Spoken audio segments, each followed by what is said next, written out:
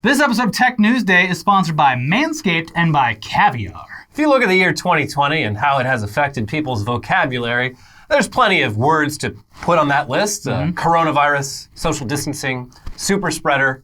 But arguably the word of 2020 has nothing to do with the pandemic. SIMP. Banned.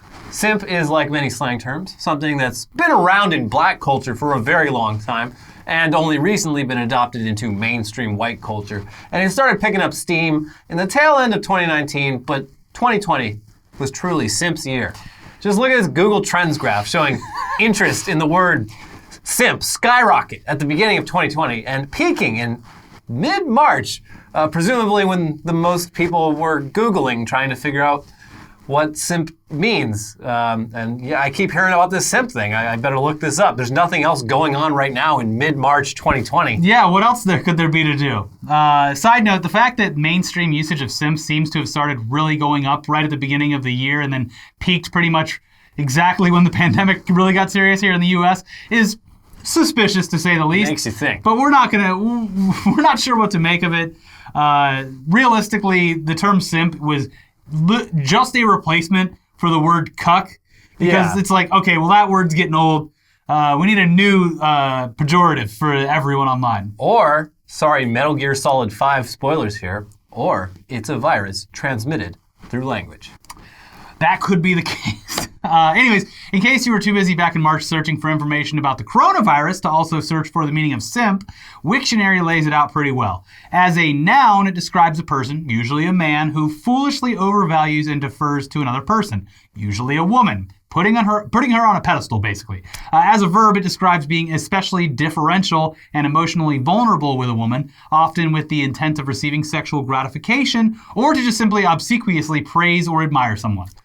So yeah, I mean, kind of multiple meanings and multiple degrees of meaning, but SIMP, it comes from the idea of guys just bending over backwards to get girls to be interested in them, and it extends more generally to just obsessively admiring another person, who can even be someone that you don't personally know. Yeah. But as with all slang terms, the meaning of SIMP is often even more vague, and people online often use it to just describe being nice to another person, either in a positive, self-deprecating way, or in a way where you're accusing someone else of debasing and embarrassing themselves for pussy, when they're really just being friendly and nice and normal.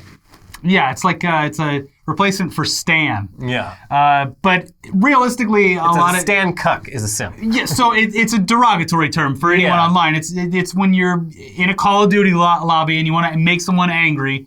It's something that is simp. Yeah, it's a replacement term for any number of terms. But yeah, for like 12-year-olds, it's just like, oh, being nice to a girl? Yeah. Fucking simp. Wow. Anyways, why are we talking about SIMP? Well, it's been banned from Twitch. No simps allowed. Yeah, here's Twitch COO Sarah Clemens explaining why during a recent Twitch town hall livestream. And that does include negatively tagging another person with sexually focused terms. So using terms like simp, incel, or virgin as an insult to negatively refer to another person's sexual activity is not allowed under this new policy. And in addition to the policy change, we're also proactively denying emotes that include the term simp, and we'll remove them when reported, and we'll keep doing that once the policy changes. Love that Aussie accent. Don't simp for it, though. I don't simp. No. So basically, Twitch's new harassment policy prohibits derogatory statements about another person's perceived sexual preferences, which includes simp, but also additionally it includes incel and virgin, which I am struggling to figure out how these are sexual preferences. Yeah, they're... Well, incel is literally involuntary celibate, so it's not really a preference. Well, it's involuntary. But neither is like being gay. Sure. That's not a preference. That's just how you're wired. Yeah. So incel is, I guess, sexual preference is maybe not the best term for it, but sexual, I guess incel is an orientation, kind of. Yeah. But simp is like... Look, I don't know. Not only are we reading into it too hard, I think Twitch is as well. Yeah. And that's part of the problem. It's just people usually say this shit to be insulting Yes, to other that's people. the whole point. Yeah. Yeah. That's all you really got to say. Yeah. Twitch's blog post on all their new policies clarifies things a bit more. Quote, our policy prohibits the use of terms like simp, incel, or virgin, specifically when they are being used to negatively refer to another person's sexual practices. Using these terms on their own wouldn't lead to an enforcement, but we would take action if they were used repeatedly in a harassing manner. We deny emotes related to these terms and take them down when they are reported to us. We have a stricter policy on emotes overall because they can be used across Twitch, so we take more proactive measures to minimize the potential for harm. Are simp memes a popular, like... Yes. Yeah? Yeah, I'm pretty sure at some point someone that I've subscribed to has had a simp emote. Yeah, makes sense. Okay. Look, it's whatever. The backlash is serious. The people are clowning on this very hard. It makes Twitch look pretty stupid. I think it's fine. Who cares? I don't really care either way. People who spend more than like a few minutes on Twitch per day, absolute degenerates. They deserve to have even more of their rights taken away, in my opinion. Yeah. Active Twitch users is a good litmus test for people that don't belong in society. Yeah. I mean, listen. Follow me on Twitch. Yeah, follow me on Twitch. Yeah. Anyway, so look, they did clarify there. You can still say simp. It's not going to like insta-ban you. Yeah. You just got to be careful with it. I said it last night on my stream, but I was explaining the news that you couldn't say. Well, you still got a month to get all the simping out. That's where you're wrong, bucko. People are getting banned already, apparently. But that could just be people blaming it on this. Yeah, it could be people just being overall, just all around terrible people. Yeah. Yeah, all I did was say simp and the N-word and it could have been any of those. Call the girl slut and what's next? Are they gonna ban bonk? You're going to horny jail the whole term? Look, all I did was whisper chat. Like every person in the chat who was even the faintest bit female seeming with just disgusting fan fiction. But it could have been anything. It could have been anything. Yeah. Probably the simp. But yeah, officially you can still say simp and it's not going to kill you. And also regarding that part about the emotes, here's something.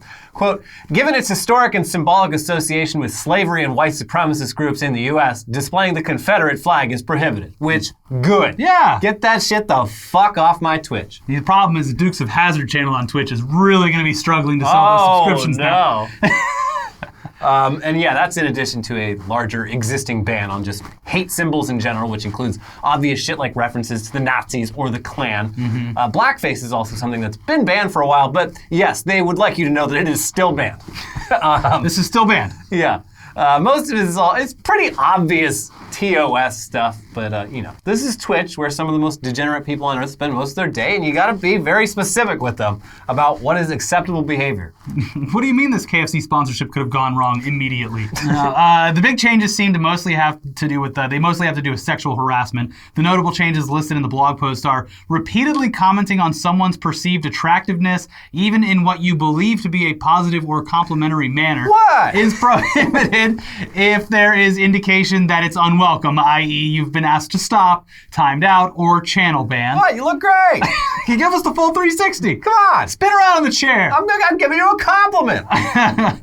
Making lewd or explicit comments about anyone's sexuality or physical appearance is prohibited. Note that we do not make an exception for public figures. And sending unwanted/unsolicited links to nude images or videos is prohibited. Banned. Banned, yeah. Again, all seems like normal TOS for normal people, but... What do they mean by not making an exception for public figures? Is that like if someone famous gets on there, they're not going to be like...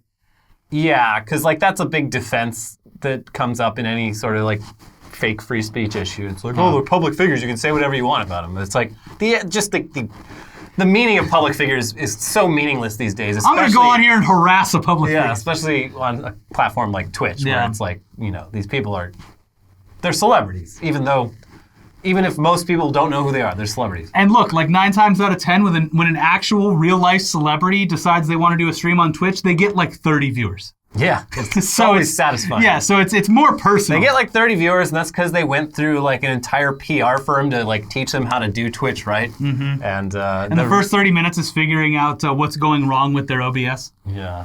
Anyway, they've also made clear that creators are responsible for using the tools and resources available to moderate their chat, and that harassment and hateful conduct that occurs off Twitch is also a bannable offense. All these new rules, they go fully into effect on January 22nd. Overall, they seem like good, necessary rules. I don't know. I want to use the word simp. You can. You just can't, like, repeatedly call another person a simp, which I think is a good I'm fine rule. then. I don't think I'll do that. So yeah, I think if you jokingly say simp, this is a problem. Those, like, fucking children don't have any sense of irony on there, or sarcasm. Hassan, read my message. Hassan, please. God, Mr. yeah. Hassan, please read my message. But yeah, so you got about a month. Although apparently some people, they've been pushing it too far. But yeah, with any set of rules, people are going to circumvent or abuse them, or, that's what always happens. But hopefully Twitch is better than YouTube about dealing with that sort of thing. YouTube just loves making guidelines and being like, all right, robot, take it away. Yeah, or being like, it is entirely the fault of the channel that if bad things happen. But yeah, you got a little bit over a month. Call other people simps on stream, but nicely, or in the chat, but nicely. But yeah, you're going to have to start being a lot more careful about it very soon, which is fine. I mean, simp, look, couldn't happen at a better time. It's been a year. Yeah, it's going to be going on the wayside anyway. There's going to be a new term. I'm tired of seeing it, and it's already like a term that, at least, I don't know about Twitch, but on other platforms, getting some backlash. Every time I see someone accuse someone of being a simp on like Twitter, like all the replies are just memes about how 12-year-olds think everyone is a simp for having normal human interaction. Listen, all I gotta say, Elliot, is bonk. Horny jail is looking a lot more like real jail these days, and we're getting too close. Getting a little too close. There should be horny jail. That's what this is. Horny jail should be a reality TV show. Yeah. There's a separate Twitch for everyone that's been banned, and it looks just like the regular Twitch, and they don't know that they've been banned. Yeah. But it's just a bunch of horny, degenerate people chatting with each other. Yeah. I like it. Anyways, on to COVID-19 news now. We got a vaccine, folks. Woo! It's over. Well, not us. YouTubers are like third in line behind healthcare workers and, if only. and ex-presidents. Healthcare workers, ex-presidents, YouTubers, and then everyone else. Yeah. We're actually pretty much dead last, actually. Yeah. So that's the truth. we probably won't be vaccinated for, I don't know, I'm hoping a couple months, but it's looking like maybe sometime late next year. Yeah. The first person in the U.S. to receive their first dose of the Pfizer vaccine was a critical care nurse in New York City who got the shot just 2 days after the FDA granted emergency use authorization for the Pfizer-BioNTech vaccine. And medical workers across the country have received shots over the past few days. And on Thursday of this week, the FDA also granted emergency approval on Moderna's COVID-19 vaccine. But again, it's going to be a while before most people get this vaccine. It differs slightly depending on where you live, but the main factors taken into account are whether you work in healthcare or a truly essential job, how old you are, whether you have comorbidities like diabetes and heart disease, and also how crowded your living situation is. The New York Times has a pretty useful page called Find Your Place in the Vaccine Line. It's a sad page for me. I had to do a lot of scrolling. Yeah, it's showing up for trying to buy an Xbox when it's a little too late. You're looking at the line, you're like, well, this is, I'm never going to get this. It does a really good job of visualizing it. You enter your info, you get a better idea of when you might be eligible for the vaccine. I filled it out. Looks like I'm going to be waiting for quite a while. Yeah. For a 35-year-old in LA County without any health risks and without like a truly essential job in medicine, teaching, or like a vital industry. We're keeping people entertained. What the fuck, industry? In the eyes of the government, we're essential, but like in reality, are we? And I think in the eyes of the vaccine people, probably not. But so add all that up together. I am fully in the back of the line. I screen captured this. It is rough. Yeah, no, I was like, wow, how far do I have to scroll? Like, oh my God. It was depressing. Yeah. You've got your healthcare workers, people in nursing homes, first responders, people with health risks, elderly people, essential workers, teachers, the homeless, people in prison, young adults, children, other essential workers, and then at the tail end, it's just us, the others. Yeah, the others. It is upsetting that a lot of people don't want this vaccine. Give it to me. I'll take it. It's upsetting, but yeah, double-edged sword. Like, okay, if they're going to all loudly say no. Yeah, maybe I'll scoot a little bit forward. Yeah. Yeah. If you're going to keep up there complaining, Karen, without your mask on, I'm going to cut you. Yeah. That's a line of 100 people, and Elliot here, he's almost dead last with just 3 other people behind him. Luckily for me, I've been eating one birthday cake a day to try to give myself diabetes Yeah. so that I could cut the line. Yeah. So you got desperate times. I got the sugar foot now. Luckily, the more people ahead of you in line that get vaccinated, you would assume the less that the disease will spread. But it's still estimated that between 70 and 90% of the population will need to be vaccinated for herd immunity to happen, where the virus can no longer spread to enough people and eventually it just hits a dead end. Yeah. They tried to do it in Sweden.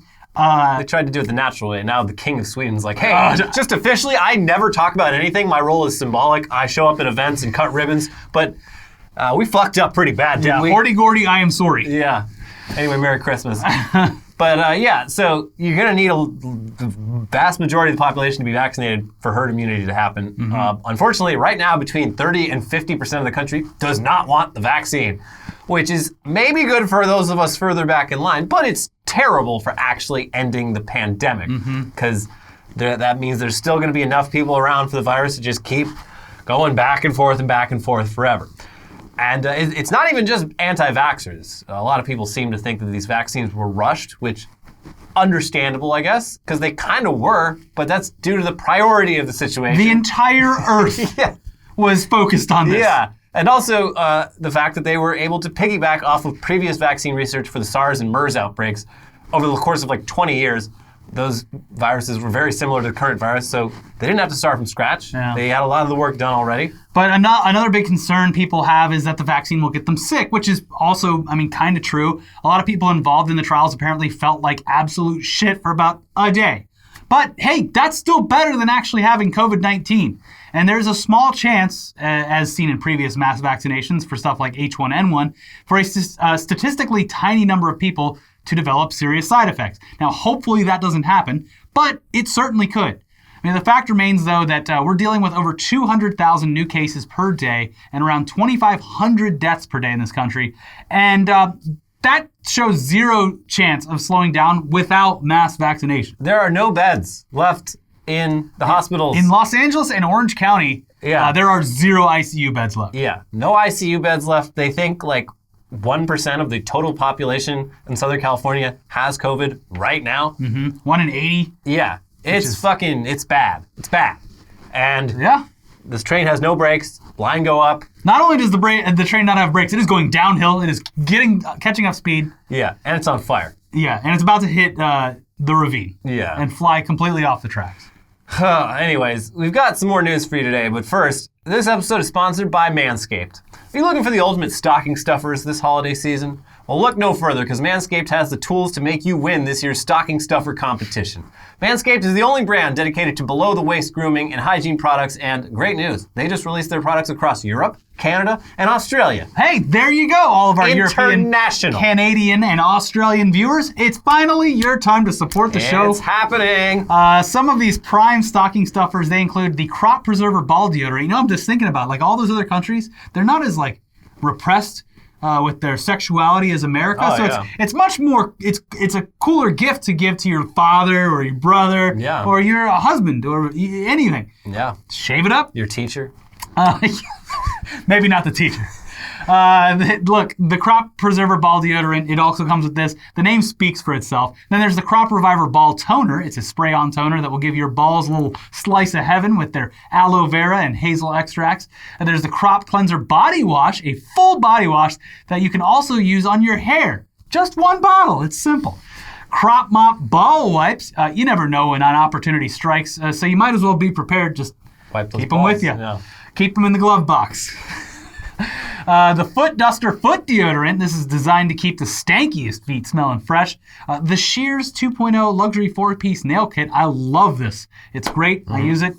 These formulations are all vegan, cruelty-free, dye-free, sulfate-free, and paraben-free. So you know their products are legit.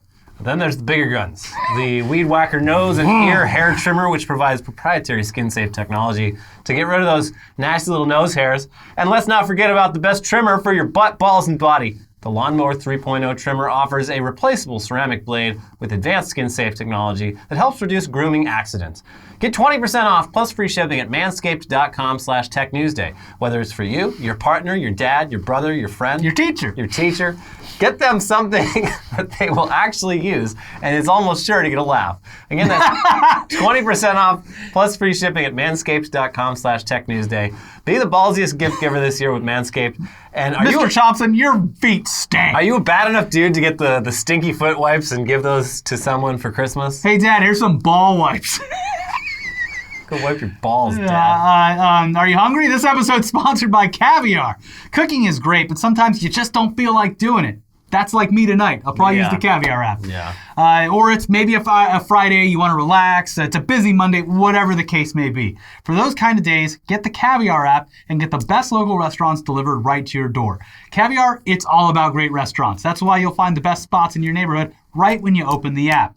With collections like Mediterranean, vegan, vegetarian, and more, it's super easy to find good food for whatever you're in the mood for. Looking for something that's not dinner? Caviar can also help you get ice cream, fun snacks, breakfast, a healthy lunch, whatever. So get the Caviar app. Get delivery, get food you want, and just for our viewers, Caviar is giving you 20% off your first order. Just enter the promo code TechNewsDay at checkout. Remember, that is 20% off with your first order with promo code TechNewsDay. All one word. Download the Caviar app and use the code TechNewsDay for 20% off your first order. Now back to the news with an update to our previous episode about Pornhub getting ahead of a big problem by removing all videos not submitted by verified uploaders. And the reason for doing so was clearly because Pornhub has a